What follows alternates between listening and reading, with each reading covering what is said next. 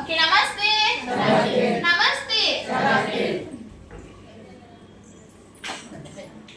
Okay ಅಪ್ಪ ಅಮ್ಮ, so ಅಪ್ಪ ಅಮ್ಮನೂ ಸಹ ಜೋಡಿಯಾಗಿ ಸರಾಕೆ ಥೆರಪಿಗೆ ರೆಗ್ಯುಲರ್ ಆಗಿ ಬರ್ತಾ ಇದ್ದಾರೆ ಅಪ್ಪ ಅಮ್ಮ. ಓಕೆ, ಅಪ್ಪ ಅಮ್ಮನಲ್ಲಿ ಏನ್ ಪ್ರಾಬ್ಲಮ್ ಇತ್ತು, ಓಕೆ ಸರಾಕೆರಿಗೆ ಬಂದ್ಮೇಲೆ ಏನೆಲ್ಲ ಗುಣ ಆಗಿದೆ ಅಂತ ಹೇಳಿ ಕೇಳೋಣ. ನಾವು ಮೆಜೋರಾಗಿ ಚಪ್ಪಾಳೆ.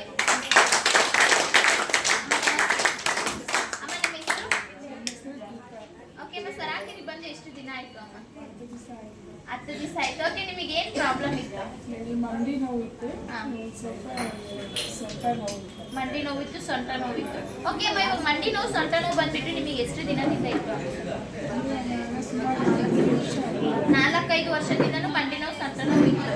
ಓಕೆ ಅಮ್ಮ, ಈ ಮಂಡಿ ನೋವು ಸೊಂಟ ನೋವಿಗೆ ಹಾಸ್ಪಿಟ್ಲಿಗೆಲ್ಲ ಖರ್ಚು ಮಾಡಿದ್ದೀರಾ ನೀವು? ಸುಮಾರಾಗಿ ಮಾಡಿದ್ರು. ಓಕೆ, ಎಲ್ಲ ಕಡೆ ತೋರಿಸಿದಿರಲ್ವಾ? ಸೊ ರಿಸಲ್ಟ್ ಏನಾದರೂ ಬಂದಿದೆನಾ? ಓಕೆ, ಸರಾಕೆರಿಗೆ ಬಂದು ಎಷ್ಟು ದಿನ ಆಯ್ತು ನಿಮಗೆ? ಓಕೆ, ಈ 10 ದಿವಸದ ಒಳಗಡೆ ನಿಮಗೆ ಏನು ಚೇಂಜಸ್ ಆಗಿದೆ? ಬ್ಯಾಕ್ ಪೈನ್ ಸ್ವಲ್ಪ ಕಡಿಮೆ ಆಗಿದೆ, ಮಂಡಿ ನೋವು ಸ್ವಲ್ಪ ಇದೆ. ಓಕೆ, ಬ್ಯಾಕ್ ಪೈನ್ ಕಡಿಮೆ ಆಗಿದೆ, ಮಂಡಿ ನೋವಿನೂ ಇದೆ, ಇನ್ನು ಮಂಡಿ ನೋವು ಕ್ಯೂರ್ ಆಗಿಲ್ಲ, ಬ್ಯಾಕ್ ಪೈನ್ ಮಾತ್ರ ನಿಮಗೆ ಕಡಿಮೆ ಆಗಿದೆ. ಓಕೆ ಅಮ್ಮ, ಇವಾಗ ನಿಮಗೆ ಟೋಟಲ್ ಆಗಿ ಎಷ್ಟು ಪರ್ಸೆಂಟ್ ರಿಸಲ್ಟ್ ಬಂದಿದೆ ಅಮ್ಮ? 30% ಜೋರಾಗಿ ಚಪ್ಪಾಳೆ ಅಪ್ಪ. ಓಕೆ ಅಪ್ಪ, ಇವಾಗ ನಿಮಗೆ ಪ್ರಕಾರ ಬಂದ್ಬಿಟ್ಟು ನಿಮಗೆ ಸರಾಕೆ ಬೆಟರ ಅಥವಾ ಹಾಸ್ಪಿಟಲ್ ಬೆಟರ?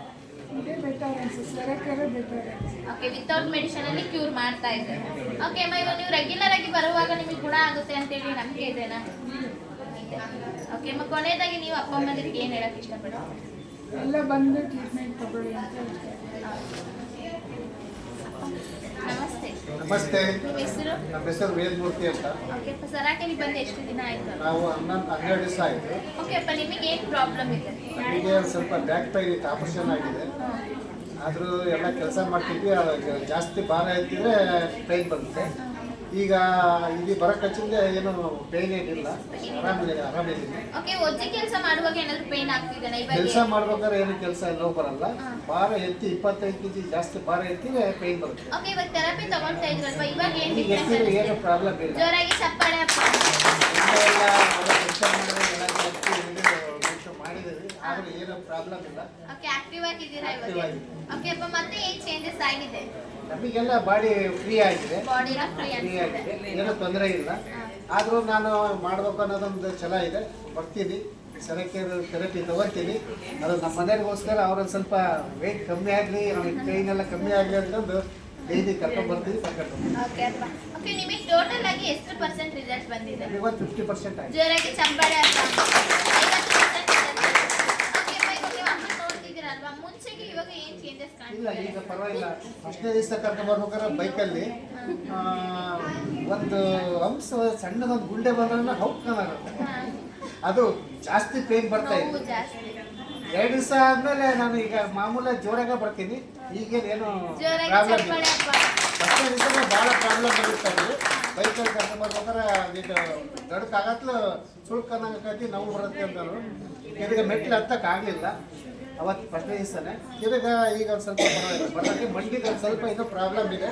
ಅದು ಮಂಡಿ ಥೆರಪಿ ತಗೊಂಡ್ರೆ ಕರೆಕ್ಟಾಗಿ ಆಗ್ಬೋದು ಅಂತ ಕರೆಕ್ಟ್ ಆಗುತ್ತೆ ಅಂತ ನಂಬಿಕೆ ಇದೆ. ನಂಬಿಕೆ ಇದೆ. ಓಕೆ ಅಪ್ಪ, ನೀವು ಅಪ್ಪ ಅಮ್ಮಂದಿರಿಗೆ ಏನು ಹೇಳಕ್ ಇಷ್ಟಪಡ್ತೀರಾ? ಎಲ್ಲರೂ ಬರಬೇಕು, ನಿಮ್ಮದು ಆರೋಗ್ಯ ನೀವು ಕಾಪಾಡ್ಕೋಬೇಕು.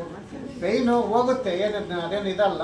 ಏನಪ್ಪ ಅಂದರೆ ಹಾಸ್ಪಿಟ್ಲಿಗೂ ಅದು ಇಂಗ್ಲೀಷ್ ಮೆಡಿಸಿನ್ಗೂ ಇಲ್ಲಿಗೂ ಭಾಳ ಡಿಫ್ರೆನ್ಸ್ ಇದೆ.